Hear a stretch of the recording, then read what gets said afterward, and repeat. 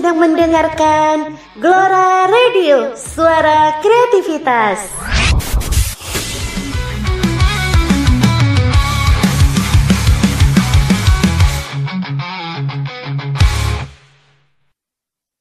Assalamualaikum warahmatullahi wabarakatuh. Selamat sore pendengar dimanapun Anda berada.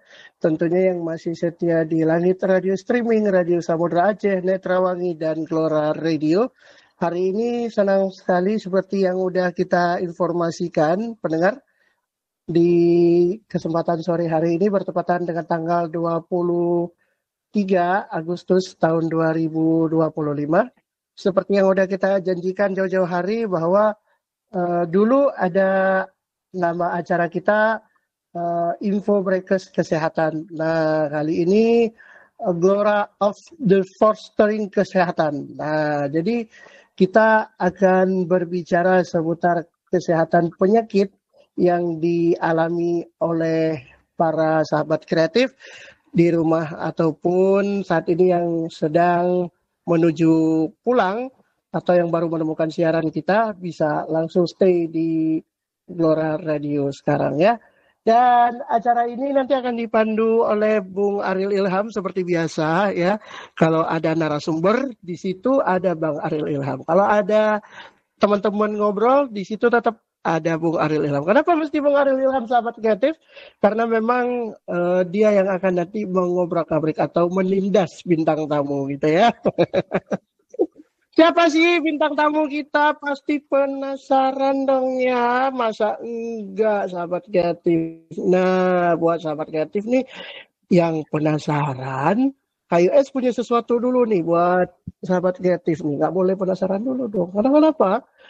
Ingat ya sahabat kreatif, pada tahun 2023 atau 2022 ya. Dulu sempat 2022 ya. Sempat terjadi polemik besar antara si Bang Ariel dengan si bintang tamu ini. Wow. Apa KUS? Kita dengerin dulu deh cuplikan iklan yang satu ini. Kenapa mesti di iklan? Iya dong, karena iklan ini nih, iklan yang sangat luar biasa.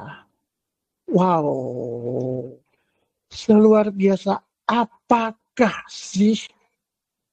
Nah, kamu buat pecinta Glora pasti tahu nih, nggak mungkin nggak tahu, gitu ya, buat yang ikut kita dari dulu gitu. Sebentar, saya cari dulu iklannya. Maklum, dia... Kamu sedang mendengarkan Glora Radio, suara kreativitas.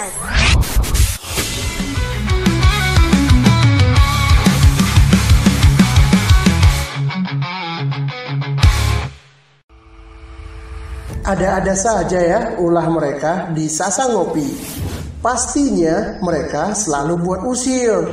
Begini Mas Ari, untuk kasus itu betul-betul, apalagi ini kasus pelecehan seksual ya. Berarti hasil visumnya harus ada. Pertama itu. Terus yang kedua juga kejadian-kejadian itu saat dia melakukan pelecehan seksual itu sendiri. Sinkron nggak dengan antara pertanyaan terhadap korban dan si kan? Ini kadang-kadang kan itu dipelajari oleh hakim itu sendiri.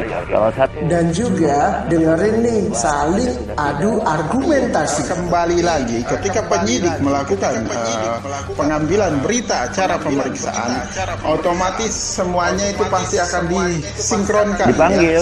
Ya, yang paling pertama itu dilakukan pemeriksaan adalah korban.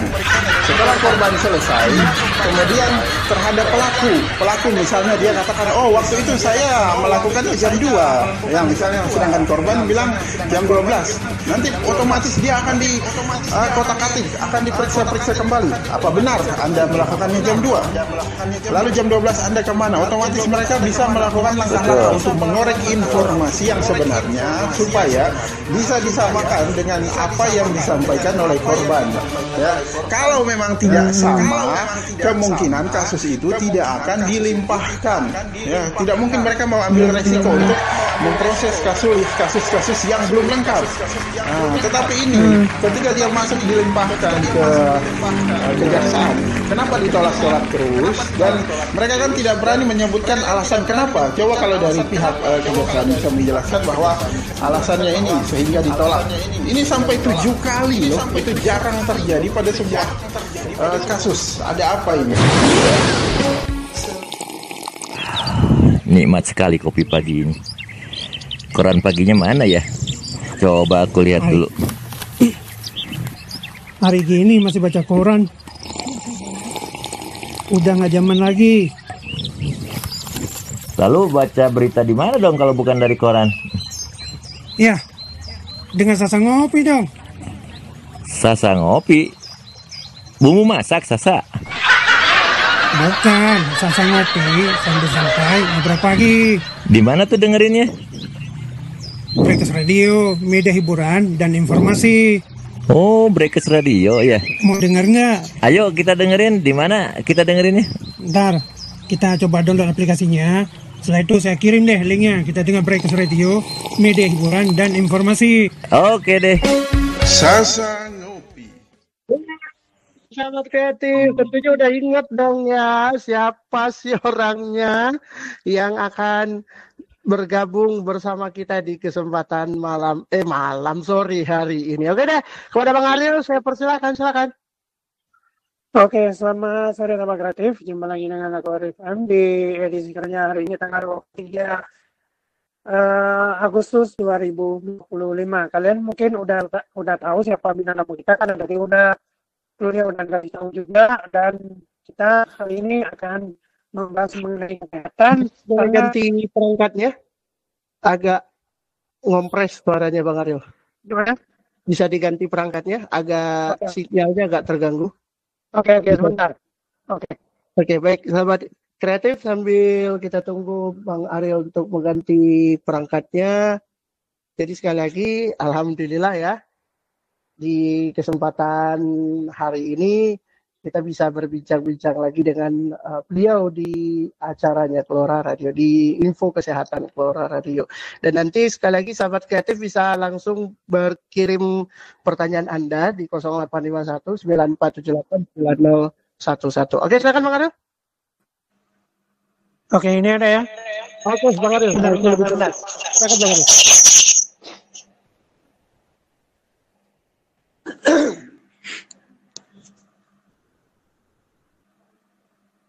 Oke, seperti yang udah dibahas tadi ya, dan kali ini adalah pembahasan kita mengenai kesehatan. Tapi sebelum itu kita juga akan mendengar dan juga pembahasan yang disampaikan oleh bintang tamu kita, karena kebetulan bintang tamu kita juga udah hadir di sini. Kita sapa dulu. Selamat sore, assalamualaikum. Waalaikumsalam warahmatullahi wabarakatuh. Selamat sore kembali Bang Ari, sahabat Ya, kreatif. selamat sore. Gimana, sehat nggak nih? Alhamdulillah, kita senantiasa sehat selalu. Apalagi kita sebagai penyehat harus selalu sehat Bang Ari. Harus selalu sehat ya. Sehat. Jadi? Iya. Gimana Bang Ari? Ya, alhamdulillah. Yang penting jangan hanya kesehatan pasien saja dijaga, tapi pasien terapinya harus dijaga juga ya. Iya, kita sehat itu mahal Bang Ari ya. Satu nikmat yang sangat mahal, yang itu kalau kita baru flu sedikit saja nafsu makan sudah berubah kan. Rasanya sudah beda. Jadi betapa mahalnya nikmat sehat itu kalau kita tidak bisa menjaganya atas karunia yang Allah berikan kepada kita. Nah ini sudah lama nih tidak berjumpa ya, sekarang sudah ada suara kreatif ya. Mudah-mudahan kehadiran Tabriban bisa menjadikan satu nilai-nilai tambah yang bisa kita saling sharingkan di siaran ini. Begitu Mari. Oke, nah kita ini juga sekarang udah mendapat gelar, terus baru saja juga sidang di awal tahun di penghujung tahun 2023 sempat sidang sempat diwisudakan di Bekasi, sekarang bergelar tabib nih. Benar nggak nih? Alhamdulillah Bang Ari, kebetulan kita ini sebetulnya gelar tabib 2010 sudah dapat. Itu bahkan Ah, ah, ah. dari Tiongkok langsung ya. Itu Mm-mm, waktu ada pelatihan untuk pengobatan kanker waktu itu dengan terapi Tung Yikung. Nah, itu mm-mm, sudah mendapatkan gelar tabib juga di sana. Cuma itu kan karena dari luar kita apanya pengakuan untuk di Indonesianya belum. Nah, sementara gelar tabib yang kemarin itu adalah gelar ketabiban untuk di bidang akupunturis. mm-mm. Jadi untuk sahabat-sahabat kreatif, untuk kita semua, jangan pernah kita batasi diri kita oleh kekurangan kita. Ayo semangat, gitu Bang Ari ya. Oke, Tidak ada yang tidak bisa kita kerjakan selama kita masih mau belajar. yes, benar. Sebelum terlambat, jadi nggak ada salahnya kita belajar dari sekarang gitu ya. Iya betul Bang Ari. Hmm. Karena Ah, bekal ah, itu yang ada pepatah bilang kalau kita tidak bisa membantu orang, yang paling penting kita tidak menyusahkan orang kan itu. iya. Seperti itu. Oke. Hmm. Oke, mungkin selama ini kita udah tahu udah banyak sekarang rumah terapis yang berdiri di Indonesia baik di Jawa maupun di Pulau Sumatera itu sendiri. Tetapi sangat disayangkan terkadang ini salah digunakan, bahkan rumah terapis ini sendiri dijadikan sebuah objek untuk ladang bisnis ini sendiri, bukan lagi untuk mengobati customer itu sendiri atau bukan lagi untuk kepentingan pasien, tapi udah mengejar target. Katakanlah bulan ini mereka harus dapat sekian atau katakanlah 10 juta sekian, tetapi ketika pasien mengalami keluhan dan dia tidak memberi arahan, tetapi langsung diberi pilihan kepada pasien. Pasien mau pilih terapi seperti apa, 1 sampai 7 atau seperti apa. Jika pasien salah memilih, maka maka ini fatal buat pasien sendiri, apalagi jika pasien mengalami demam. Nah, gimana pandangan Habib Wan sendiri untuk Habib Wan sendiri melihat kondisi seperti ini, apalagi sekarang ini jadi PR sendiri buat Menteri Kesehatan itu sendiri. Ya sekarang ini sebetulnya untuk penyehat-penyehat tradisional itu kita bukan pengobat ya, tapi penyehat. Karena kalau pengobat itu kita menggunakan obat-obatan, tapi kita disebutnya penyehat untuk terapis-terapis tradisional. Nah, di mana di dalamnya itu ada berbagai keilmuan ya, dari mulai refleksiologi, terus shiatsu, ada juga massage ya gitu ya, ada juga sekarang untuk massage Swedia, berbagai macam label yang dimana di dalamnya adalah penyehat tradisional gitu ya. Nah ini sebetulnya sekarang sudah dijembatani oleh Dinas Kesehatan, bahkan sudah diakui di Indonesia ini, bahkan juga ada kesempatan untuk para generasi muda untuk bisa mencari pekerjaan bisa mencari pekerjaan di luar negeri. Nah, itu kalau kita sudah persiapkan dengan keilmuannya, dengan sertifikasinya, maka insya Allah. Nah, masalah di lapangan sekarang memang kita masih banyak pembenahan di lapangan, termasuk si pemilik klinik gitu ya, termasuk produksi kliniknya itu sendiri. Karena sekarang ini untuk menuju ke profesionalisme itu juga nggak mudah, selain kita ada perizinan dari Dinkes setempat gitu kan untuk mengadakan tempat klinik tersebut, atau sekarang bukan klinik ya, rumah sehat sekarang sebutnya ya. Iya. Tidak boleh menggunakan bahasa klinik lagi. Begitu Bang Ari. Oke. Kembali.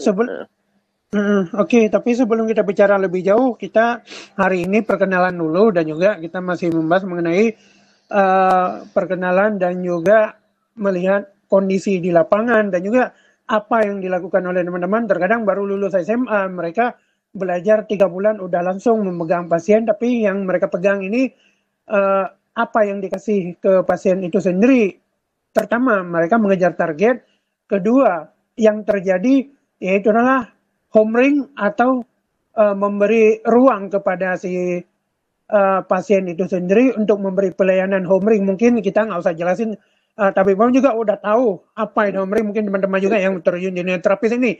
Ini yang terjadi beberapa bulan terakhir ketika saya coba survei kita nggak usah sebut daerahnya ya, karena berhubung waktu itu saya berada di Sumatera, antara Aceh Besar dengan PD. Waktu itu yang terjadi justru malah sebaliknya. Dia memberi paket promo, tetapi ketika datang ke sana bukan promo, dan juga si pasien menawarkan apakah ada terapis yang ganteng, dan pada akhirnya dikirim foto si terapis. Ini yang jadi PR bagi Dinas Kesehatan itu sendiri. Tetapi untuk saat ini belum ada tinjauan. Nah, bagi teman-teman terapis sendiri, apalagi Tabiwan yang udah senior, bagaimana melihat kondisi seperti ini? Untuk pandangan ke sana, baik itu penyehat tradisional maupun ilmu kedokteran modern atau ilmu barat ya, itu dua-duanya juga punya resiko yang Mari ya, punya resiko, punya sebuah kedisiplinan tinggi yang harus dipertahankan dari segi keilmuan maupun dari kedisiplinan bagaimana terjun di masyarakat. Nah, penyehat tradisional juga sekarang juga kalau kurang-kurangnya dia punya prinsip yang kuat, terutama keimanan ya, karena kita kembali kepada keimanan nih Bang Ari. Keimanan kepada Allahnya kuat, keimanan kepada Sang Holiknya kuat, maka profesi apapun itu akan menjadi sebuah profesional yang bisa dipertahankan. Karena tantangan itu jangankan sudah menjadi penyehat ya, kita jalan kaki aja pasti ada tantangan. Mungkin kesenggol mobil lah atau kesenggol kendaraan apa, itu pasti ada risiko seperti itu. Nah, ini tinggal kita sebagai profesional dari penyehat itu sendiri, baik penyehat sebagai penyehat tradisional maupun penyehat kedokteran barat ya, atau dokter lah gitu. Itu juga punya satu kedisiplinan ilmu, satu attitude yang harus dijaga ketat gitu. Kalau ini disalahgunakan, ya seperti yang Mbak Ari lihat di lapangan sekarang ini, ada label panti pijat tapi di dalamnya pijat plus kan seperti itu. Ada bahkan ada juga yang labelnya panti pijat ternyata melayani yang tadi Bang Ari bilang pelayanan-pelayanan yang untuk LGBT kan seperti itu. Nah, ini juga kita perlu kerjasama dengan pemerintah untuk agar kontrol di lapangannya juga bisa diperketat lagi seperti itu Bang Ari. Oke, tapi di sini kalau kita lihat bahkan mereka memiliki cabang yang begitu besar, apalagi kondisi di sana ada beberapa orang mungkin kita bilang yang sudah senior dijadikan leader oleh pimpinannya sendiri dan akan direkrut terapis muda yang tidak mengetahui. Yang penting bagi mereka cukup untuk beli rokok, sedangkan kita tahu bagi terapis itu sendiri harus menjaga kesehatan. Kedua, waktu masuk jam bekam ini sendiri adalah ketika si pasien meminta ingin dibekam, dan mungkin di sini bekam kering, bekam basah, dan pasien sendiri ingin darahnya dibuang, tetapi waktunya sudah tidak memungkinkan lagi pada pukul 11 malam. Apakah jam seperti ini cocok untuk dilakukan pembuangan darah atau bagaimana? Karena ini sering dilakukan, tapi ketika dikasih tahu justru dikatakan di sana kamu tidak profesional, telah menolak pasien. Jadi bagi terapis penyehat tradisional, sekarang kan sebutannya itulah ya, penyehat tradisional, bukan lagi tukang pijit. Agak sedikit naik sedikit Bang Ari ya. Jadi, walaupun sama-sama mijit ya, tapi kita ada sedikit pengakuan dari Dinkes adalah sebagai penyehat tradisional. Jadi ada sedikit diangkat lah gitu ya, bukan lagi seperti itu. Karena kalau dibilang tukang pijit nanti disamaratakan yang bisa mijit pasti tukang pijit seperti itu. Nah ini, nah kita sekarang terangkat menjadi sebagai penyehat tradisional. Jadi di sini. Nah untuk teman-teman mungkin yang profesinya sebagai penyehat tradisional, itu saran dari pengalaman Kang Wawan sih di lapangan ya. Pertama, memang itu kita kebanyakan kan kerja di panti-panti ya. Kerja di panti, kerja di rumah-rumah sehat dimanapun berada. Ini butuh sebuah peningkatan baik itu keilmuan ataupun mungkin pengalaman-pengalaman di luar begitu Bang Ari. Nah ini yang harus dalam baik itu segi waktu terapi, kayak tadi Bang Ari bilang kalau waktu bekam itu baiknya di jam berapa, lihat juga nanti ke kondisi si kliennya itu, ini kondisinya lagi sindromnya sindrom dingin atau sindrom panas, itu juga banyak teori-teori yang harus dipelajari lagi seperti itu.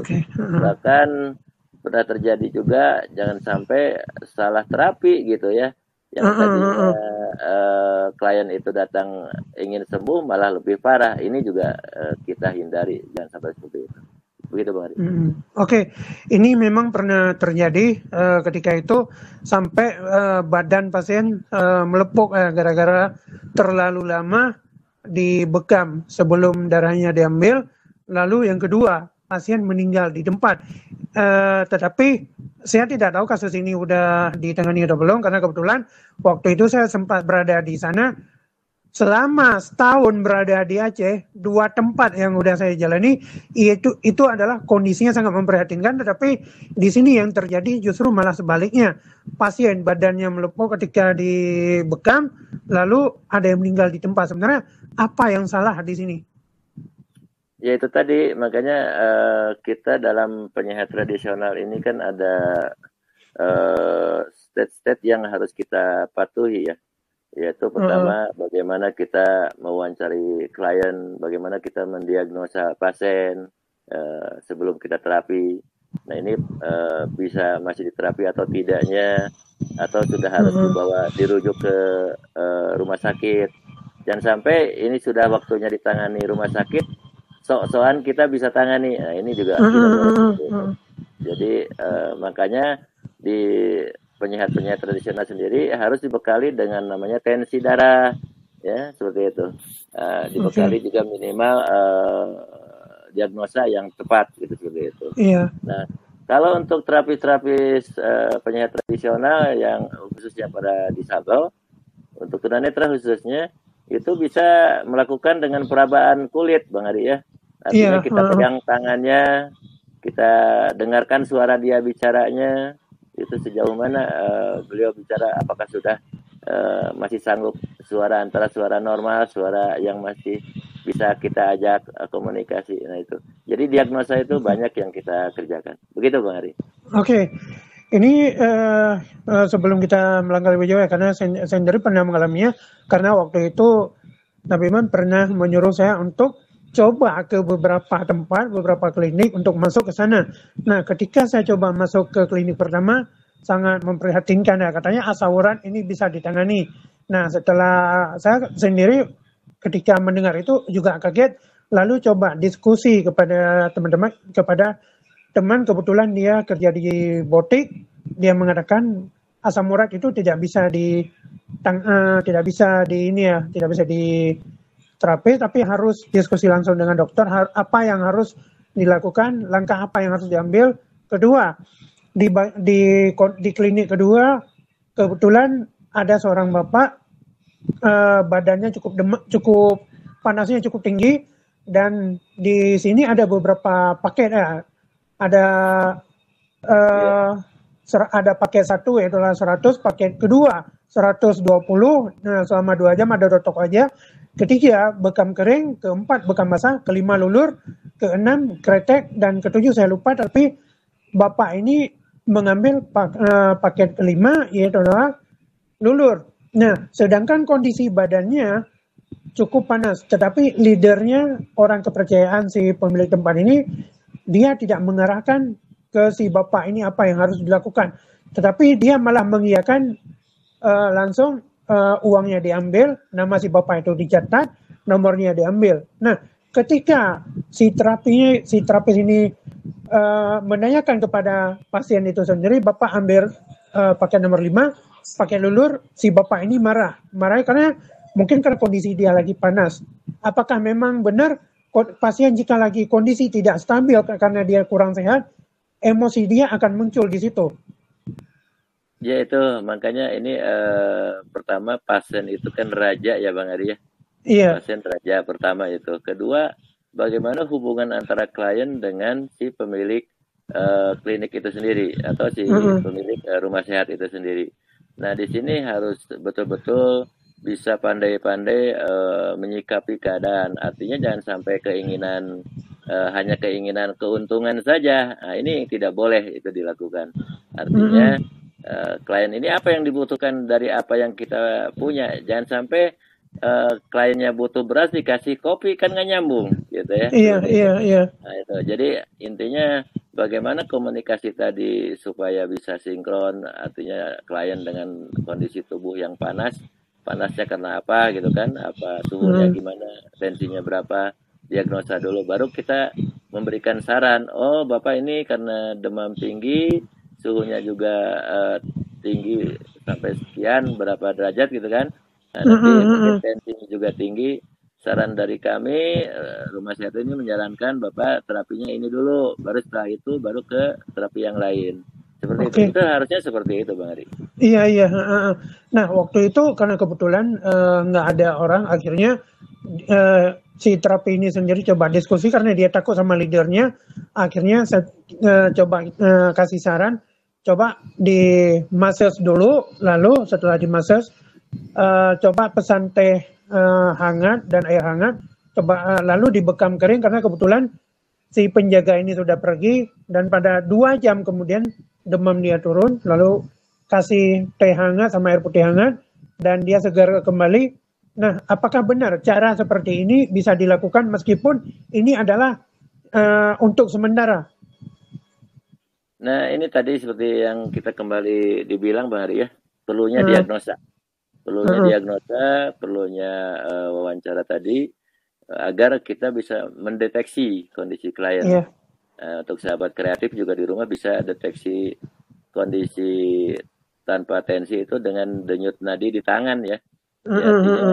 Coba denyut nadi di tangan, kalau semua darurat tidak ada tensi yang kita bawa, itu bisa gunakan denyut nadi di tangan. Nah, itu kalau dalam waktu 1 menit itu berapa detik denyutnya. Dan itu kan kita sudah tahu kalau tensi itu antara normalnya itu di antara 65 sampai 85 kan, ya, untuk denyutnya. Nah, coba di antara itu masuk nggak? Karena kalau tensi detak jantungnya sudah di bawah 60, berarti sudah udah ngedrop itu, ya, ngedrop. Atau dia dalam kondisi tensi tinggi, ini juga berbahaya, Bang Ari.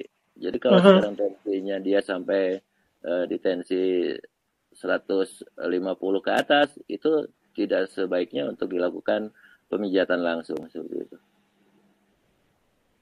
Oke, mungkin di sini apa yang dikatakan oleh Tabiman, bagi teman-teman yang ingin bertanya bisa langsung ke call centernya Gelora Radio atau bergabung bersama kita juga melalui Google Meet. Kita akan jeda dulu, nanti kita akan baca pesan yang udah masuk.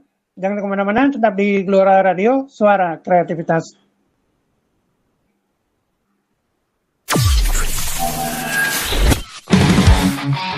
Kamu sedang mendengarkan Gelora Radio, Suara Kreativitas. Bentar, nggak tahu nih kenapa kecil kan suaranya. Suara kawan kecil? Enggak, punya Ari. Terima kasih telah mendengarkan Gelora Radio, Suara Kreativitas.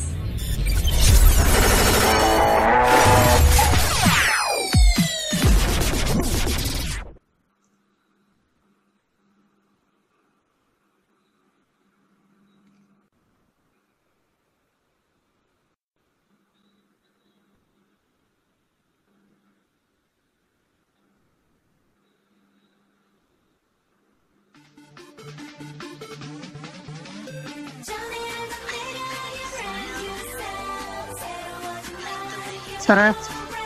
Iya, Ari.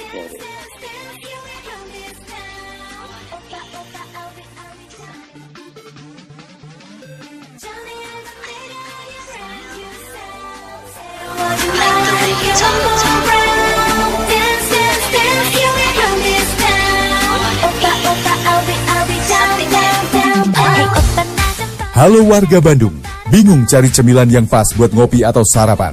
Tenang, Langit Snack Bar punya molen pisang yang siap bikin hari kamu makin ceria. Bayangin deh, gigitan pertama yang kriuknya bikin ketagihan, lalu langsung lumer sama manisnya pisang di dalam.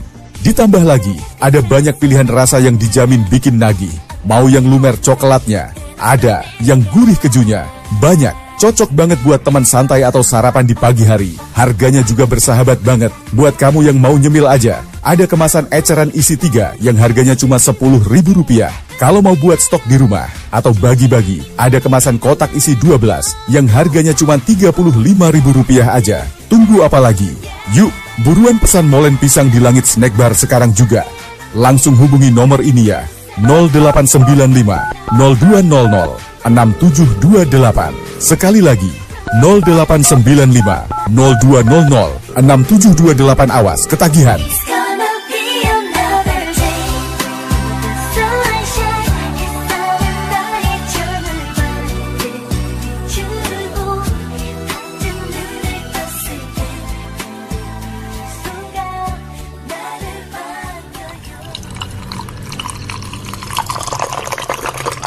Sila, sini sebentar nak. Mama pikir-pikir, usaha kita ini promosinya masih kurang terasa ya nak? Iya, Ma. Sila juga ngerasanya gitu. Padahal produk kita bagus banget. Tapi, kok belum banyak yang tahu ya, Ma? Nah, Mama kepikiran sesuatu. Gimana kalau kita coba pakai jasa Glora Store? Mereka tuh pandai sekali bikin iklan dan jingle yang enak didengar dan gampang diingat. Wah, serius, Ma? Tapi, mahal nggak itu, Ma? Enggak sayang, mereka punya pilihan yang terjangkau. Mulai dari Rp15.000 untuk jingle audio, sampai Rp25.000 kalau mau iklan audio dan teks sekaligus. Semua idenya juga sudah disiapkan, jadi kita nggak perlu repot-repot. Asyik! Nah, itu yang kita butuhkan, Ma. Tapi, gimana ya, Ma, kalau kita maunya yang lebih bagus lagi dari itu? Nah, Mama juga ada kabar bagus. Glora Store punya paket premium loh. Kita tinggal serahkan semua dari awal sampai akhir. Mulai dari konsep, izin, sampai iklan. Jadi, kita tinggal tunggu hasilnya saja. Nah, itu yang Sheila maksud, Ma. Sheila juga mau yang itu. Tapi, harganya berapaan, Ma? Cuma Rp50.000 aja. Dengan semua kelengkapannya, itu sudah sangat sepadan kan sayang? Hah? 50.000 untuk iklan yang tuntas? Wih, keren banget. Mah, kita harus gas langsung ke kontak Glora Store sekarang. Iya sayang, jangan tunggu lama-lama, biar usaha kita makin dikenal orang. Pusing gak sih punya usaha tapi sepi-sepi aja? Mau bikin jingle tapi bingung mau kemana?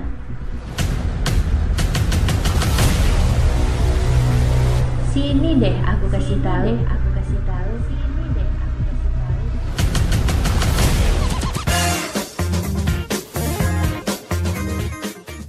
Sekarang ada Glora Store nih yang bisa bantu usahamu lebih maju. Mau bikin iklan radio? Atau jingle usaha? Atau editing drama audio? Glora Store bisa banget dong. Penasaran gak sih sama harganya? Tenang, Glora Store hadir dengan harga ekonomis yang gak bikin kantong bernasib tragis.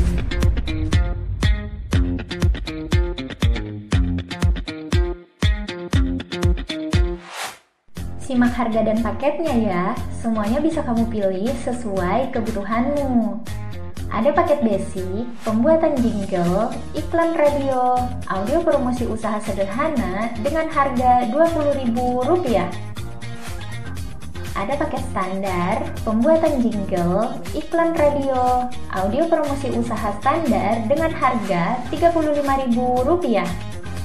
Ada juga nih paket premium plus editing drama audio menggunakan suara TTS, pembuatan jingle, iklan radio, audio promosi usaha lumayan dengan harga Rp50.000.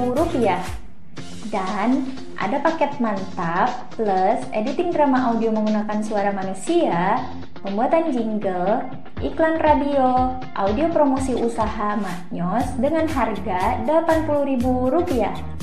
Semua durasinya bisa disesuaikan ya. Untuk info pemesanan bisa hubungi WhatsApp 0851 9478 9011. Perlu diingat ya, Glora Store juga memiliki kelebihan tidak meminta bayaran sebelum kamu menerima dan merasa puas dengan hasilnya.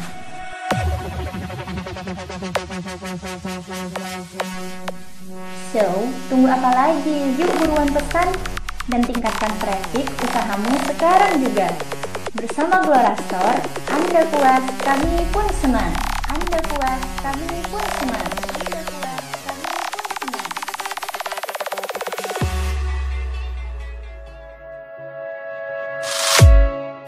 Halo semuanya, mungkin Anda pernah merasa lelah, pegal-pegal, atau badan rasanya tidak enak. Padahal kita harus terus beraktivitas. Di Satria Terapi, kami memahami hal itu. Oleh karena itu, kami hadir untuk membantu. Terapi kami didasari ilmu dan diberikan dengan sepenuh hati, khusus untuk kesehatan para pria.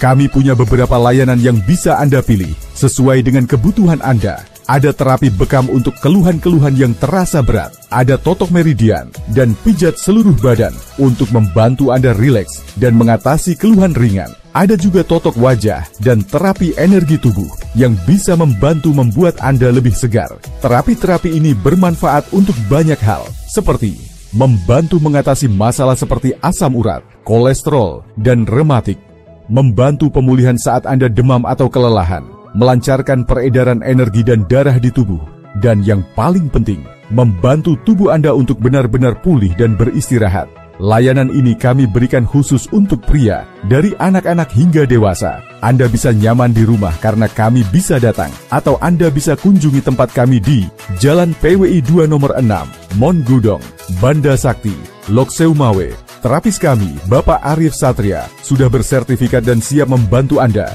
Jika ada pertanyaan atau ingin membuat janji, silakan hubungi beliau melalui WhatsApp di nomor 0821 7112 9460. Sekali lagi, 0821 7112 9460. Ladies and gentlemen, Irene Cara. Hai Gen Z people, dengerin terus ya Glora Radio, suara kreativitas.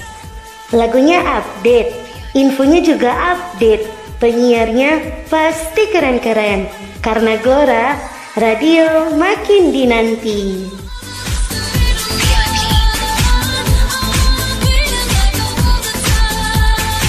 Station name here. What's up, guys? This is Zed. Oke sahabat kreatif, kita balik lagi nih. Nah sebelum kita menuju ke Bang Ariel, saya punya pertanyaan dulu buat Tabik Wandi ya. Pertanyaannya simple aja, tapi saya penasaran aja. Benar nggak sih Kang Wawan kalau orang sakit stroke atau kolesterol itu nggak boleh mengkonsumsi yang namanya pisang? Nah, mohon penjelasannya nih. Soalnya saya sempat dengar ada yang bilang kalau orang kena penyakit stroke, kolesterol itu nggak boleh mengkonsumsi pisang. Nah, sebenarnya itu benar nggak sih informasi itu? Soalnya waktu saya tanya sama AI, itu katanya itu informasinya hoax. Karena banyak yang mengatakan bahwa pisang itu boleh dikonsumsi. Silakan Kang Wawan. Iya, Bang Daus. Makanya kita cari informasi-informasi itu dari harus dari sumber-sumber yang bisa terpercaya ya. Nah, artinya pisang itu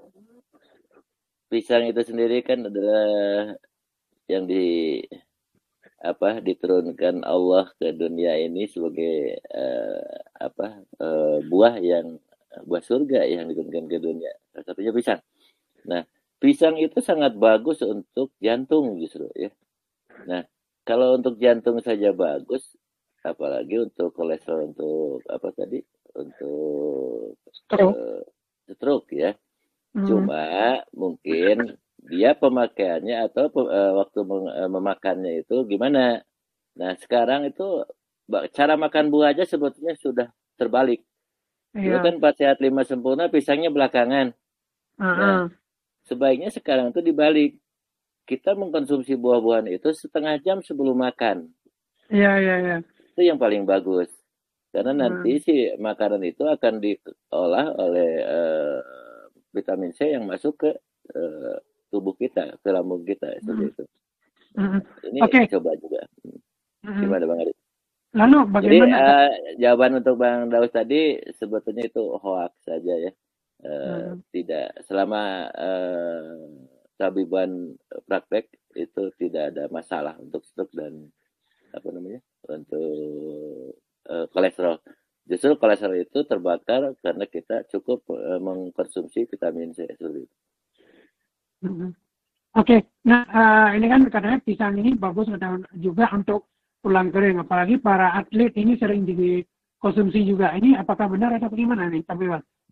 Iya, karena dari pisang itu pertama karbohidratnya tinggi, kedua juga vitamin C-nya cukup ya. Ada untuk pembakaran ke sel darahnya itu lebih baik gitu. Tapi segala sesuatu juga tidak boleh berlebih, Bang Ari. Ada ukuran-ukurannya. Jangan sampai kita makan harusnya ukuran 2 buah pisang, ini makan sampai 1 sisir, ya iyalah. Jadi bermasalah seperti itu. Jadi kembali keseimbangan, baik itu keseimbangan hidup, keseimbangan pola tidur, pola makan, pola olahraga, semuanya harus kita jaga. Jadi kalau sekarang pola makan keseimbangan yang dijaga, selagi ada makanan yang enak kita habek aja makan seenaknya gitu kan. Nggak melihat efek dari apa yang kita makan ya susah. Jadi makanya Nabi mengajarkan juga, berhentilah kamu sebelum kamu merasa kenyang. Itulah ada Rasul sudah mengajarkan seperti itu.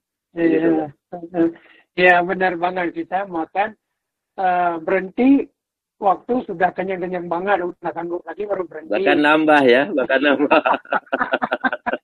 Oke, ini ada pesan, ada pertanyaan dari Ibu Yanti yang ada di Bandung. Selamat sore, Tabiban. Saya Ibu Yanti dari Bandung. Saya ingin bertanya, akhir-akhir ini saya merasa kurang bersemangat dalam menjalin keintiman dengan suami.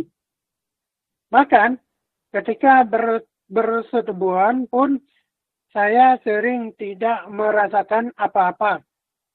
Apakah kondisi ini wajar atau ada kaitannya dengan masalah kesehatan? Mohon penjelasannya. Terima kasih. Ya, selamat sore untuk sahabat kreatif Ibu Yanti ya yang ada di Bandung. Cuma nggak tahu di Bandungnya di mana Bang Ari ya. Jadi begini, buat Ibu Yanti ya. Sebetulnya keharmonisan dari Pak Sutri, anggap Pak Sutri ini ya, pasangan suami istri, di mana tentang keharmonisan hubungan dalam rumah tangga itu banyak faktor yang berpengaruh di dalamnya. Ini yang harus kita telusuri dulu ya Bang Ari ya.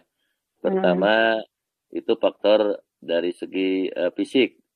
Kedua faktor dari segi psikis. Nah fisiknya gimana nih? Apa sering kelelahan fisiknya gitu kan? Karena sering kelelahan juga itu akan berpengaruh. Dari psikis, karena banyak stres gitu kan, banyak marah, banyak emosi, banyak tertekan, itu juga akan berpengaruh kuat ya untuk dalam hubungan sebagai suami istri.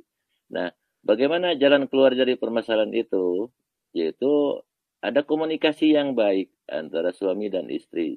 Contoh, mungkin kita lihat karena sekarang ini apalagi di zaman sekarang Bang Ari ya, tekanan ekonomi begitu kuat. Apakah permasalahannya hanya karena tekanan ekonomi sehingga jadi timbul malas? Nah ini juga seharusnya bisa dikendalikan seperti itu. Atau karena ada istilahnya mungkin suaminya yang tidak respon di saat istri butuh, akhirnya kecewa. Nah kekecewaan yang menumpuk terus juga itu bisa terjadi.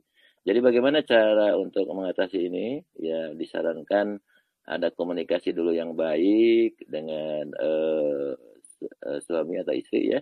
Yang kedua, bagaimana kondisi fisik kitanya, dalam kondisi fit atau tidak. Terus pola makan yang kita makannya bagaimana. Nah kalau dari usia juga bisa berpengaruh Bang Ari ya. Dari usia yang mungkin antara usia 20 sampai ke 40 sampai 45 itu masih biasanya lebih bagus ya. Nah, bagaimana mengatasinya? Ya salah satunya ya kita harus pandai berolahraga, terus kita juga pola makan yang dimakannya juga harus baik. Yang ketiganya juga pikiran tidak boleh stres. Selama pikiran kita stres, banyak pikiran-pikiran yang kita pendam, banyak yang kekesalan-kekesalan. Ya sekarang mau nyambung gimana ya? Orang lagi mikirin, katakan anggaplah kita lagi mikirin utang, suami ngajak itu kan nggak nyambung gitu Bang Adi ya, seperti itu. Iya. Jadi ini suami tinggal enaknya aja, pengen sementara kondisi di rumah seperti ini gitu, seperti itu. Nah ini yang harus dibicarakan bersama, seperti itu Bang Adi. Oke, itu dia jawabannya. Tidak puas nanti bisa bertanya kembali. Terima kasih Bang Adi. Oke, itu dia jawabannya buat Ibu Yanti yang ada di Bandung ya. Oke, kita langsung masuk ke ini ya. Ini kita ambil yang ringan dulu. Yaitu adalah kita tahu jam 7 sampai jam 9 itu adalah waktunya sarapan agar kondisi lambungnya lebih baik karena ini adalah bagus untuk lambung dan di sini dikatakan waktu lambung menyerap makanan dengan optimal. Ini waktu terbaik sarapan adalah pada pukul 7 sampai pukul 9. Nah, ini kan penyakit lambung ini sering dialami bagi teman-teman perantau itu sendiri karena makanan yang dikonsumsi oleh mereka sendiri terkadang makanan yang tidak sehat seperti Indomie dan juga makan juga ada pada waktu kadang-kadang sarapan pagi menjadi sarapan siang, kadang-kadang jam 10, jam 11 atau jam 12. Padahal sarapan di sini dikatakan lebih bagusnya dari jam 7 sampai jam 9. Ini kenapa bisa terjadi seperti ini? Dan pada pukul 7 katanya waktunya lambung untuk menyerap makanan waktu yang paling bagus. Gimana ini penjelasannya, Pak Iwan? Ya, betul sekali Bang Ari. Jadi untuk sahabat kreatif perlu diketahui ya bahwa bagaimana kita menjaga fisik kita ya, diri kita. Bang Ari mungkin tahu kalau kita lihat rumah, senang yang bersih, senang yang kotor, Bang Ari. Yang bersih. Termasuk fisik kita, Bang Ari. Pasti senang fisik kita tuh bersih ya. Bersih dari pola makan yang kotor, yang jorok. Artinya tidak semua asal makan yang tidak teratur, kan seperti itu. Jadi kalau mau bersih juga kan kita harus teratur. Nyapu tiap pagi, seperti itu kan. Ngepel tiap pagi. Nah, fisik kita juga sama sebetulnya. Jadi bagaimana pola pikir kita untuk masuk ke dalam diri kita. Oh ini sudah waktunya sarapan pagi nih. Dan sarapan pagi itu tidak harus selalu nasi sebetulnya. Ya. Bisa sahabat-sahabat kreatif, bisa banyak faktor. Cuma hindari yang unsur-unsur itu kandungan-kandungan ada raginya. Contoh ada pengembangnya. Seperti Indomie, roti. Kalau sekali-sekali mungkin tidak apa-apa ya. Tapi diusahakan kalau bisa itu yang untuk mendukung kebutuhan organ pencernaan kita supaya baik. Salah satunya adalah telur rebus. Nah, telur rebus itu di pagi hari itu sangat baik ya. Jika kita konsumsi mungkin telur rebus 2 butir dengan susu 1 gelas. Itu bisa bertahan sampai di jam 2 siang itu Bang Ari. Nah, sebenarnya kita lanjut lagi dengan pembahasan kita. Tadi kita udah bahas mengenai masalah lambung. Itu adalah dari pukul 7 sampai pukul 9 itu adalah waktunya waktu yang paling tepat untuk sarapan. Dan pada pukul 9 sampai pukul 11 itu limpa sedang bekerja, apalagi ketika asumsi makanan berada di dalam tubuh kita sendiri. Nah, jika tidak dilakukan dan makanan itu tidak masuk dan masuknya pada pukul 10 atau pukul 11, ini secara otomatis limpa tidak bekerja dengan baik. Lalu apa yang terjadi dengan limpa ini sendiri? Bagaimana dengan kondisi lambung yang harusnya dia mendapat asupan tetapi dia tidak tepat waktu, Habib Wan. Iya, betul sekali Bang Eri. Jadi untuk sahabat kreatif perlu diketahui ya. Suara saya jelas Bang Eri? Jelas. Jadi untuk sahabat kreatif bahwa bagaimana kita menjaga kesehatan fisik kita, tubuh kita, pikiran kita itu agar senantiasa betul-betul disayang oleh diri kita sendiri ya. Karena efek dari semua itu akan kembali kepada diri kita Bang Adi ya. Jadi kalau kita pola makan tidak dijaga, terus jam-jam waktu harusnya diisi tadi seperti Bang Adi bilang, kalau jam masa aktif lambung dari jam 7 sampai jam 9 ya, itu harusnya diisi, ini malah tidak gitu kan. Kecuali kalau saum ya. Kalau saum itu beda niat kan. Karena niatnya sudah niat saum.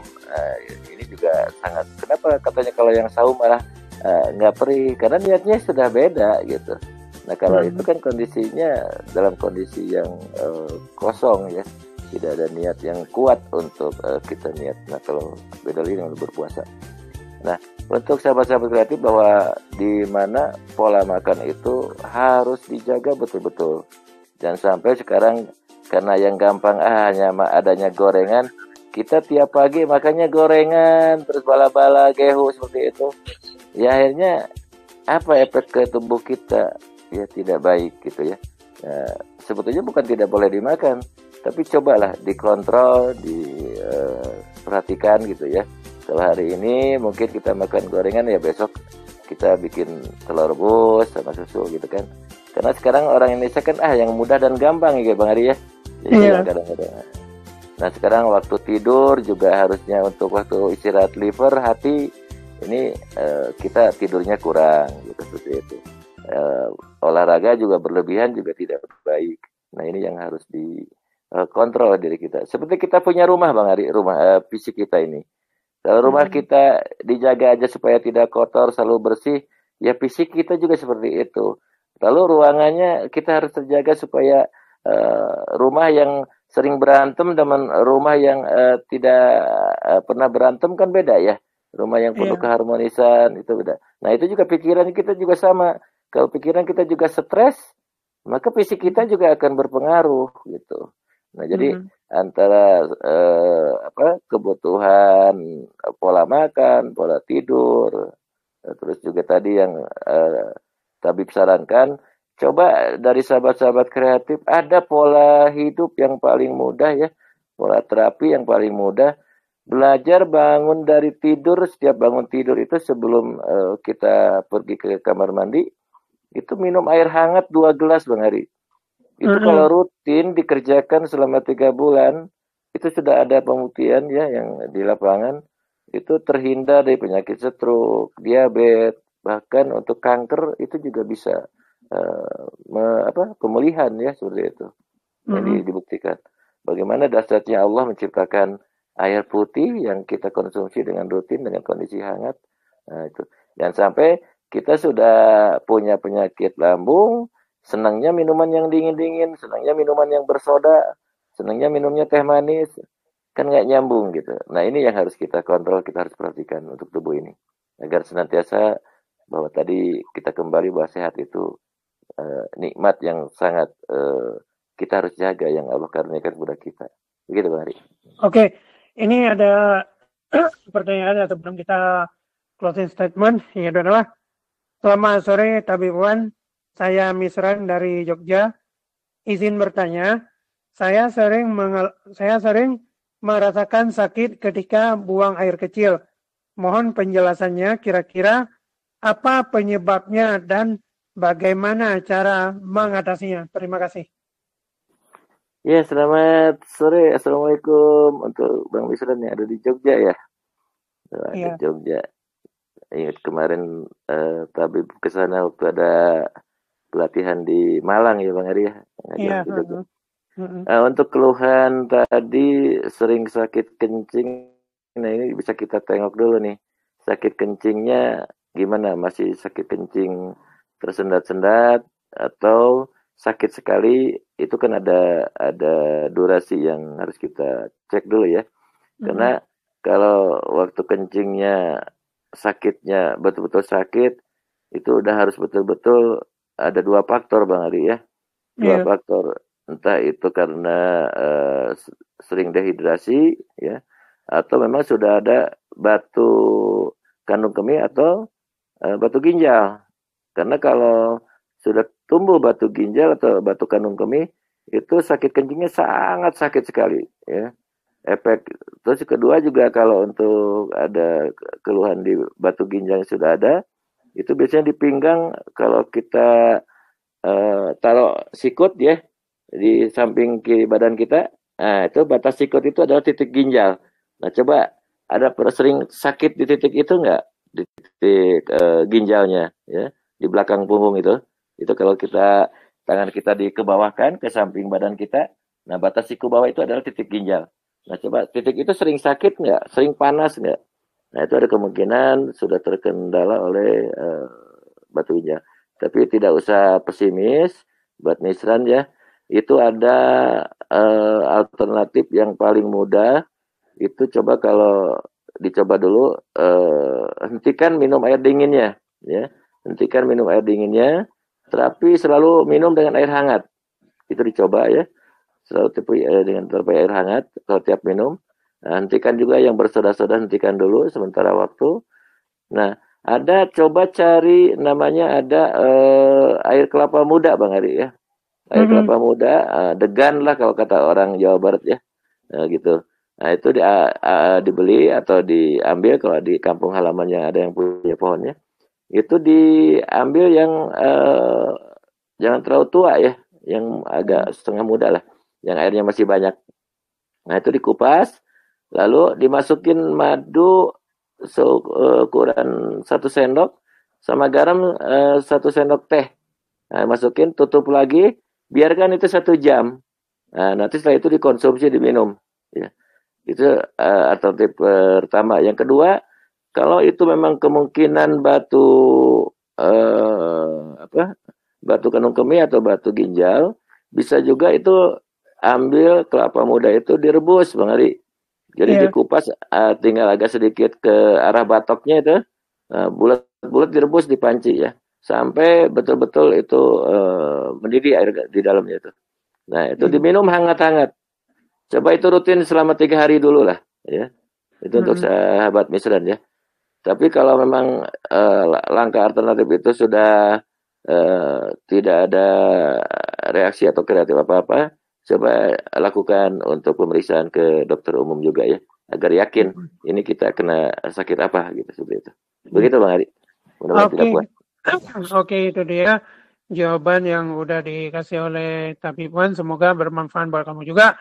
Mungkin mohon maaf juga ketika ada kendala yang terjadi pada hari ini. Mudah-mudahan di waktu yang akan datang nanti pertemuan kita selanjutnya semoga bisa berjalan dengan lancar dan juga Tabibuan selalu diberi kesehatan agar bisa menghadiri ruang kesehatan bersama Gelora Radio setiap hari Minggu setiap hari Sabtu pada pukul 16 waktu Indonesia Barat, dan kamu bisa station di sini dan kita nanti akan membahas apa-apa saja, dan salah satunya nanti kita akan bahas kenapa pada pukul 17 sampai pukul 19 kamu sering mengalami buang air kecil. Nah, nanti kita akan membahasnya apa-apa saja dan penyebabnya kenapa, dan juga masih banyak yang lainnya. Dan juga pada pukul 3 pagi sampai pukul 5 ketika kamu bangun tidur sering bersin, itu juga ada penyebab. Nah, kapan kita bahas?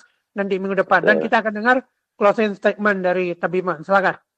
Ya, untuk sahabat kreatif, pertama terima kasih sekali untuk Bang Ari dan tim ya, ada Bang Daus dan rekan-rekan sekalian.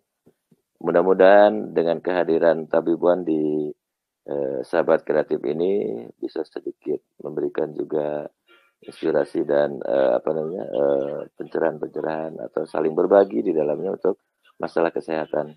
Dan nanti terapi-terapinya juga apa yang harus dikerjakan, insya Allah kedepannya kita bisa berlanjut. Nah, insya Allah.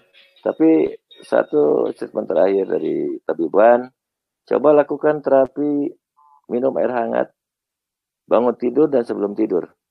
Ya, 2 gelas itu air hangat dikonsumsi rutin, disiplin.